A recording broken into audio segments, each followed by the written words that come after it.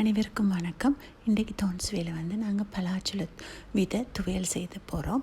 அதில் இனிப்பு துவையலும் கேரட் துவையலும் செய்ய போகிறோம். அதுக்கு முதல்ல நான் 35 போல் பலாச்சுல விதை எடுத்தேன்.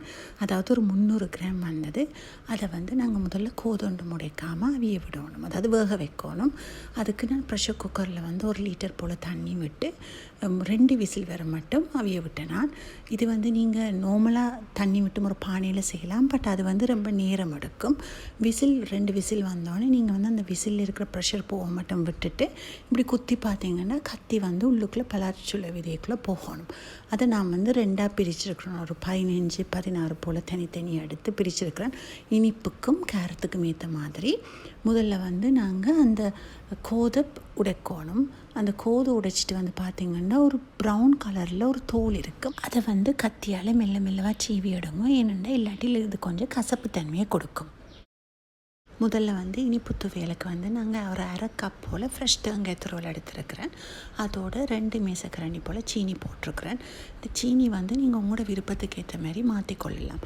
பிறகு நான் அவிக்கேக்கில் உப்பு போடாததில் ஒரு சிட்டிகை போல் உப்பு போட்டு இவ்வளோத்தையும் முதல்ல அரைச்செடுக்க போகிறேன். இது தேங்காய் பூவெல்லாம் நல்ல மாவாக பசையாக அரைச்சி வந்தோன்னே அதுக்குள்ளே கொஞ்சம் கொஞ்சமாக நான் இந்த பலாச்சுல விதையில் போட்டு நல்லா பசை மாதிரி அரைச்செடுக்க போகிறேன். கிரைண்டர்லேருந்து நாங்கள் இந்த கலவையை இன்னொரு பாத்திரத்துக்கு மாற்றி எடுப்போம்.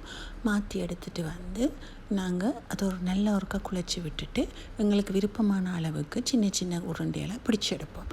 அதை எடுத்திங்கன்னு சொன்னால் உங்களோட இனிப்பு துவையல் ரெடி ஆகிடும். இப்போ நாங்கள் கேரட் துவையல் எப்படி செய்கிறதுன்னு பார்க்கலாம்.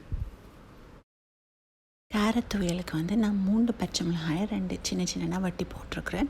இதை நீங்கள் உங்களோட கேரத்துக்கு ஏற்ப மாற்றிக்கொள்ளலாம். இது மிதமான கேரமாக தான் வரும். அதுக்கும் ஒரு சிட்டிகை போல் உப்பு போட்டு 2ஐயும் முதல்ல நல்லா ஒரு அரைச்சி எடுத்துட்டு அதை அரைஞ்சி வந்ததும் நான் இதுக்கும் 1/2 கப் போல் பச்சை துருவின தேங்காயும் போட்டு அதோட 10 சின்ன வெங்காயமும் போட்டிருக்கிறேன். இது எல்லாத்தையும் சேர்த்து அரைச்சி எடுத்துட்டு அதுக்குள்ளே மிச்சம் வச்சுருக்கிற பலாச்சுல விதையையும் போட்டு நல்லா அரைச்சி எடுப்போம். அந்த சாஃப்ட் பேஸ்ட்டாக அப்படி நல்லா அரைச்சி வந்தோன்னா அதையும் ஒரு பாத்திரத்தில் மாற்றிட்டு ஒருக்கா கலந்து போட்டு எங்களுக்கு விருப்பமான அளவுக்கு சின்ன சின்ன பிடியெல்லாம் பிடிச்செடுப்போம். எடுத்திங்கன்னா உங்களோட கேரட் துவையலும் இனிப்பு துவையலும் ரெடி ஆகிடும். இப்போ பார்த்திங்கன்னா சில இடங்கள்ல இது சீசனாக இருக்குது. பலாப்பழம் நீங்கள் இது செய்து பார்த்திங்கன்னா கட்டாயம் எனக்கு சொல்லுங்கள். இந்த வீடியோ பிடிச்சிருந்துச்சுன்னா ப்ளீஸ் லைக் பண்ணி ஷேர் பண்ணுங்கள். தேங்க்யூ.